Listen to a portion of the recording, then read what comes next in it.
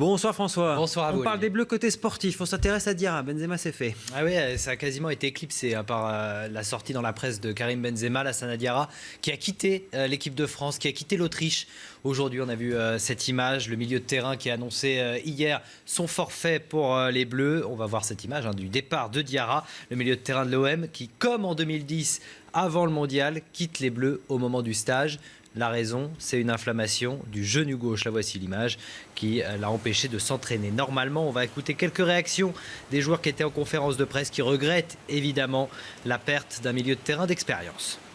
Le courage de dire stop à un moment donné pour pas se mettre en difficulté, mais nous mettre aussi en difficulté. Et ça, c'était un choix d'une grande maturité de sa part et c'est tout à son honneur. C'est surtout un joueur de qualité et c'est préjudiciable pour n'importe quelle équipe de perdre un joueur de ce talent. Mais comme j'ai dit, on a la chance d'avoir un grand effectif à disposition et je suis sûr que Morgan qui est venu est un très très bon joueur aussi dans un très bon club. On a toujours un peu de tristesse pour celui qui part, mais voilà, faut passer à autre chose.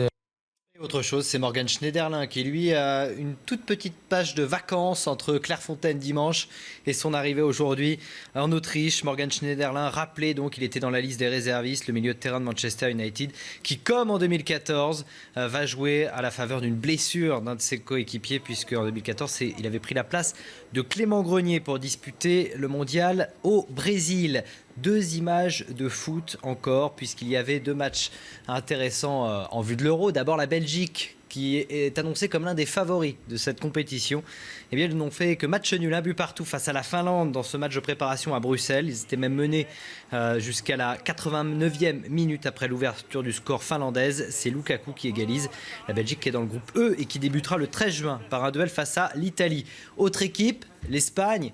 On le rappelle quand même, l'Espagne est tenante du titre de l'Euro. Victoire 6-1 face à la Corée du Sud.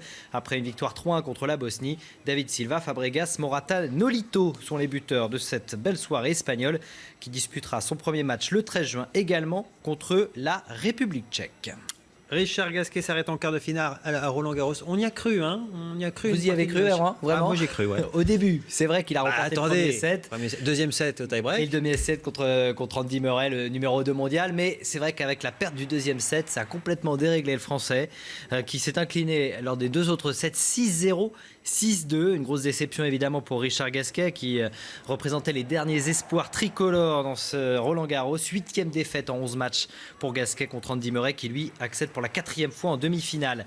Novak Djokovic a enfin terminé son 8e de finale. Il était prévu lundi, il a été reporté, il a toujours le sourire, vous le voyez. Il avait été interrompu par la pluie hier et finalement il a mis fin au suspense en battant l'Espagnol Roberto Bautista en 4-7 et il affrontera en quart le Tchèque Tomas Berdych, numéro 8 mondial. Et puis chez les dames, Serena Williams, elle a bien compris qu'en ce moment avec le temps, il fallait aller vite sur le court. 62 minutes seulement pour l'américaine, 6-1, 6-1 face à l'Ukrainienne Elina Svitolina. 10e quart en 14 participations à Roland-Garros. On rappelle qu'elle est tenante du titre. Elle vise un 4e titre et elle affrontera la Kazakh Yulia Putintseva. Djokovic et Serena Williams sont déjà sur le court demain, donc au programme pour leur quart de finale. Et puis pour terminer, une image assez étonnante.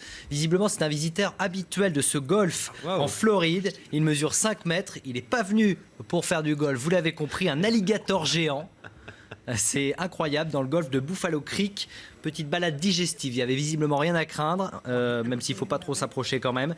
Visiblement, c'est une mascotte du parcours parce qu'il a l'habitude de venir on le laisse faire au soleil sur les greens de Floride. Très bien. Et quand il se met à côté du drapeau, on attend. Voilà, je pense qu'on ne joue pas au golf pendant ce moment-là. Hein? Merci François. Merci à vous. Ouais, il est impressionnant. Hein.